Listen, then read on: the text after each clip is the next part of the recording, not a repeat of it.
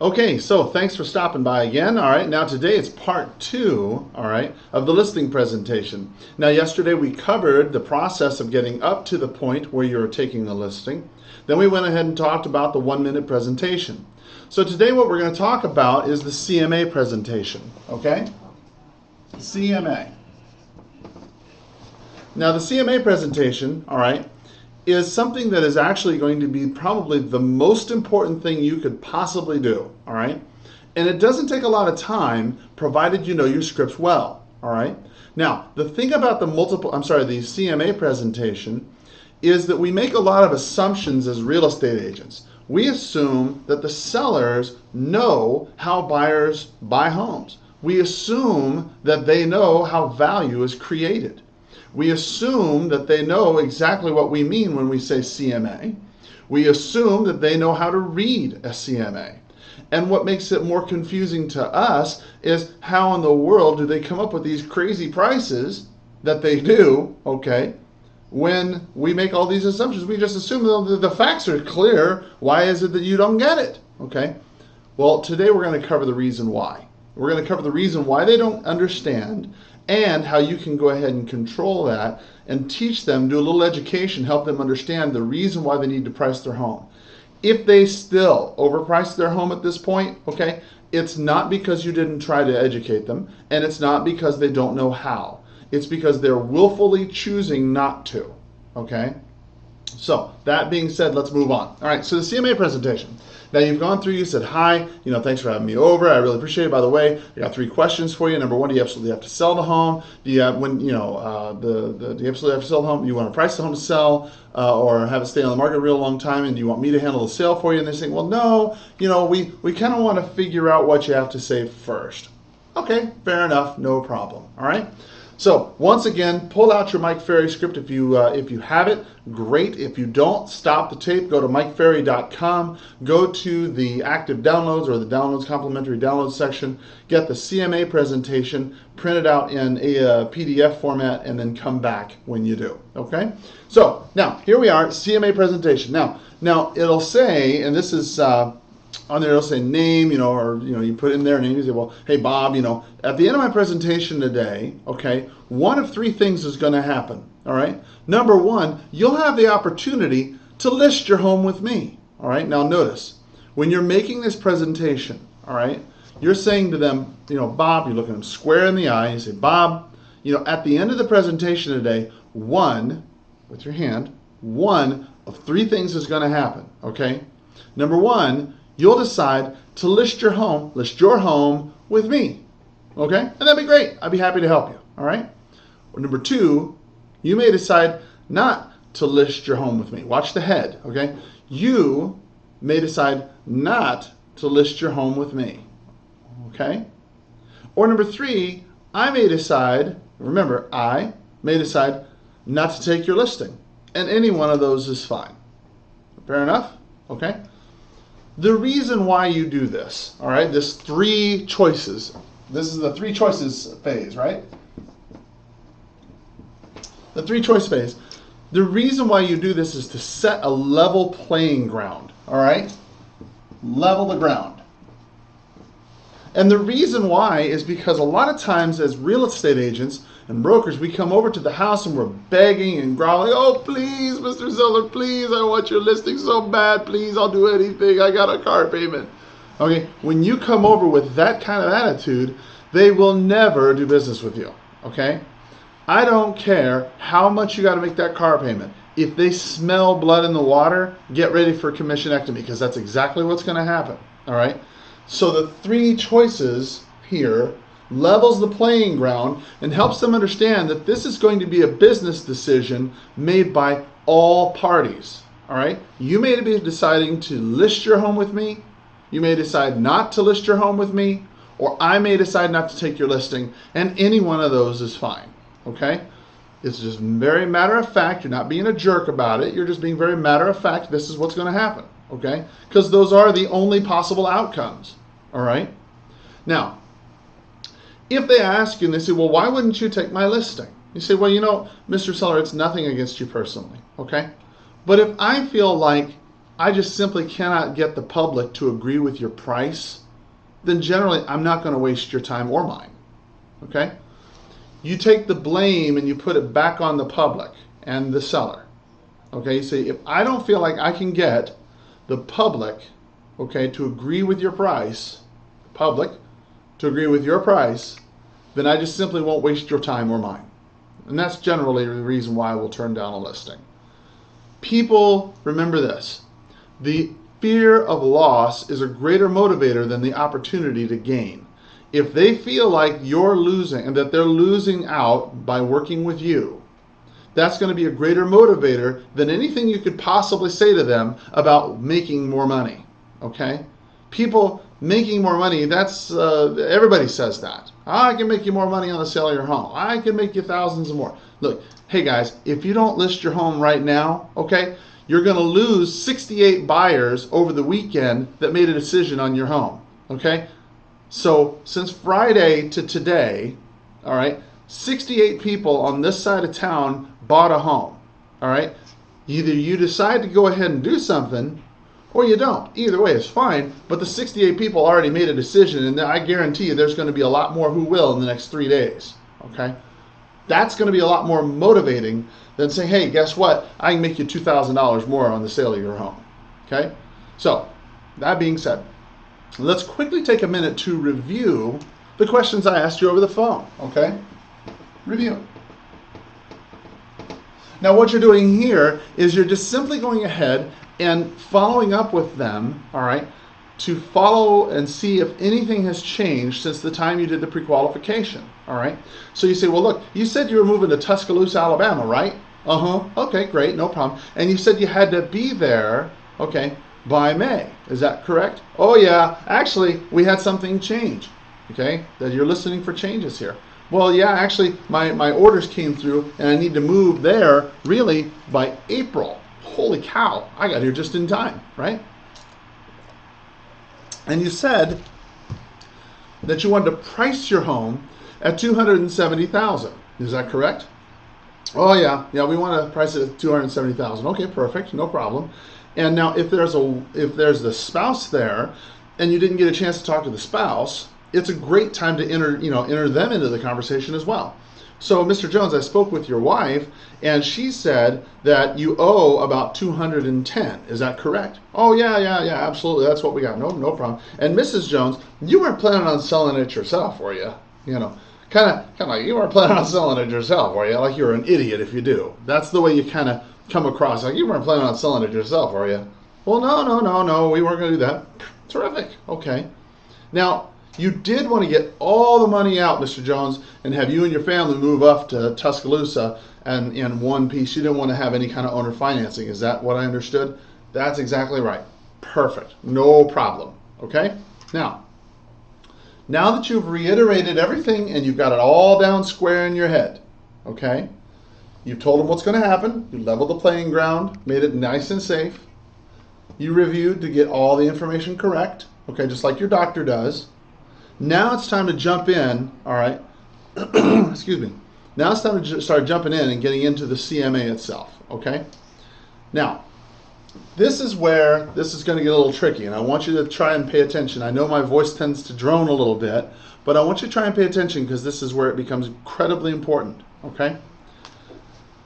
Now, there are really only two issues that we need to talk about, all right? When we're talking about selling your home, all right? Number one, is your motivation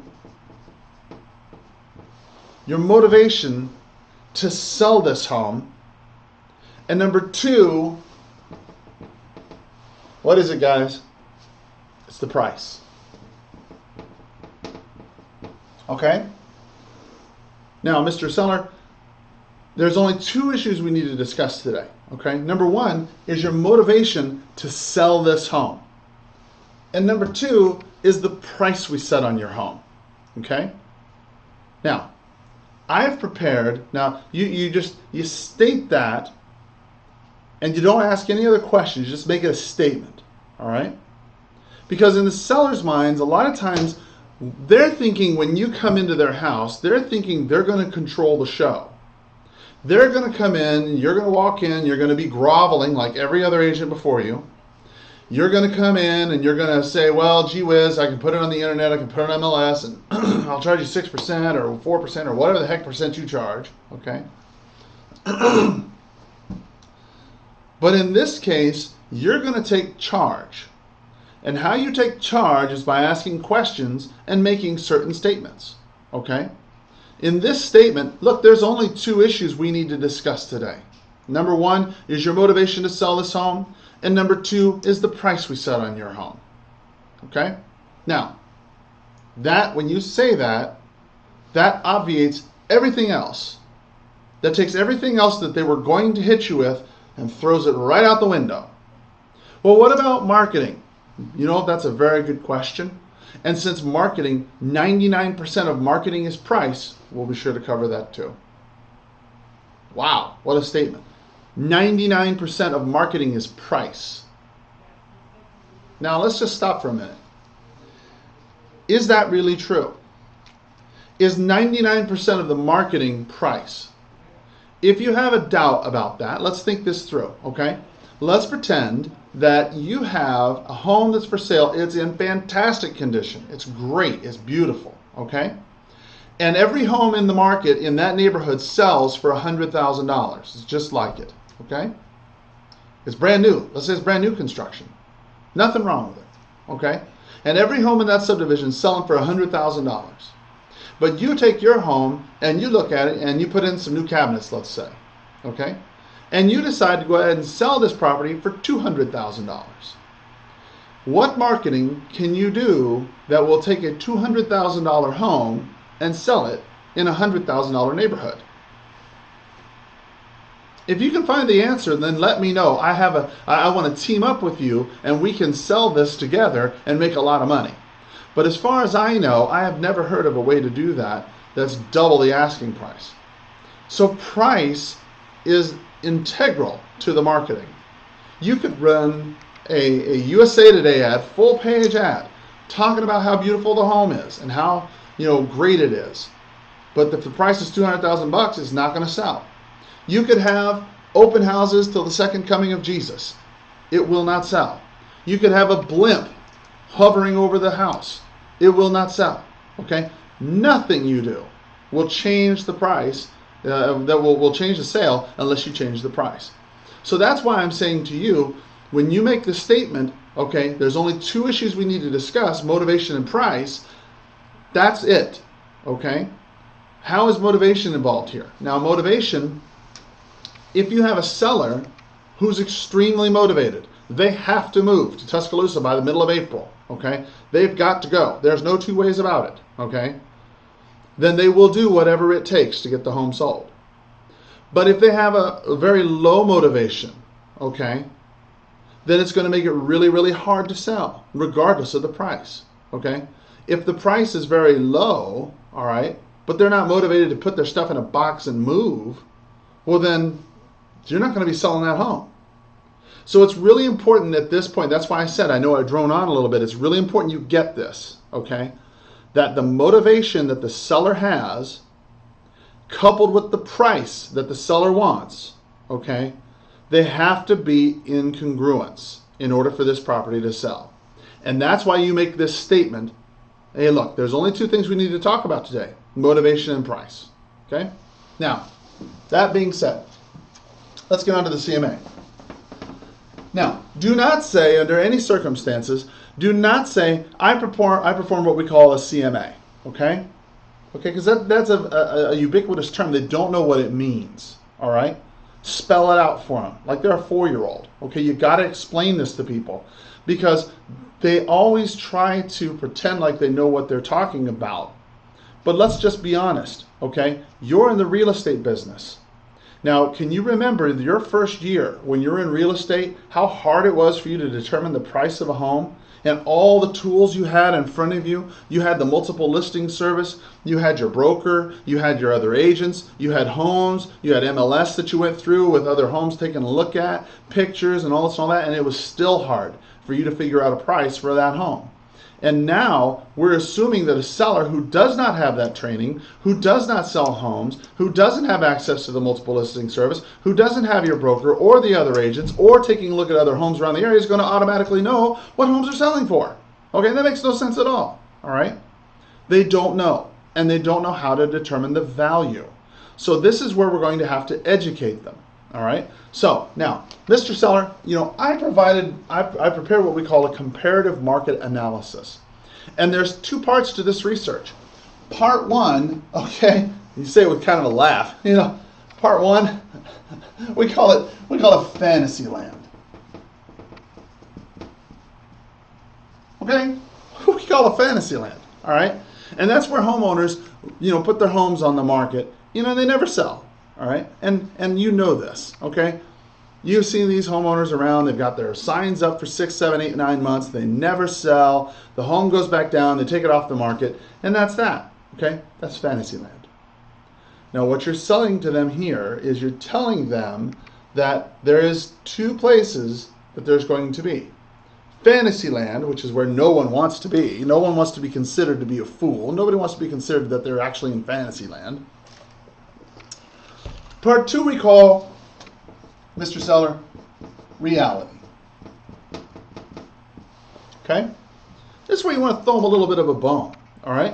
You want to say, and this is where smart home sellers like you, okay, and smart real estate agents like me, actually list and sell properties for. Okay? So now you're going to throw in a little bone to them. You can say, this is where smart home sellers like you and smart home agents like me list and actually sell property for. Now, tonight, we're just going to have to decide where you're going to spend your time. Okay? Now, when you make that statement, let me just throw it at you. Mr. Seller, I prepared what we call a comparative market analysis. And there's really two parts to this research. Part one, we call it fantasy land. And that's where some homeowners put their homes on the market and they never sell. They're up for 6 months, they never sell. You know who those people are, right? Part two, we call reality. All right, and that's where smart home sellers like you and smart agents like me actually list and sell properties for. Now, we're going to have to decide tonight where you're going to spend your time. Okay? Now, where do you think their mind's going to go? Do they want to be the smart home seller that lives in reality, or do they want to be that fool down the way who has his home up on the market for 6 months and never sell? See how that gets delivered? Okay? So in the delivery is where you find the power. All right? We're going to have to decide tonight, underline tonight, we're going to have to decide tonight where you're going to spend your time. This is telling them that a decision is going to be made today, one way or the other. Okay, you're going to list with me, you're not going to list with me, I'm not going to list with you, any one of those is going to happen, but we're going to come to a decision today. We're not going to be screwing around, having you call me back in 2 weeks. Okay, it's not going to happen. All right, now, the purpose, okay, of the market analysis. The purpose of the market analysis is to determine the value, okay, not the price. Make sure the distinction is clear in their head that there is a difference between value versus price. I want $100,000 for my home, but it is worth, okay, 80, all right? Value is synonymous with worth. Price is synonymous with want. Don't mix that up, okay?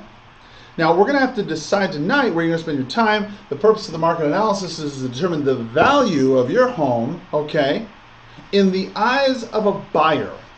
Now, Mr. Seller, are you familiar with how buyers determine value?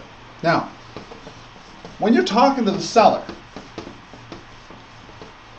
many times they may say, well, yeah, absolutely, I know how they determine value. That's no problem at all. I got this down. Okay, great.